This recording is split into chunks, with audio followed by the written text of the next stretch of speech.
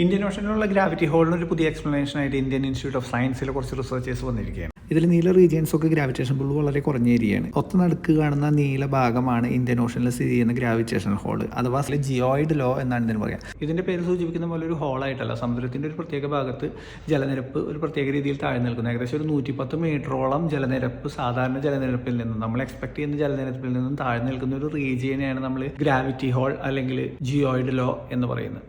India Asian വൻകരയുടെ ഭാഗമാകുന്നത് ഏകദേശം 50 million വർഷങ്ങൾക്ക് മുന്നാണ്. ഇത് തന്നെയാണ് ഭൂമിയുടെ ചരിത്രത്തിലെ ഏറ്റവും വലിയ കോണ്ടിനെന്റ് കൊളീഷൻ എന്ന് പറയുന്ന മഹാസംഭവം.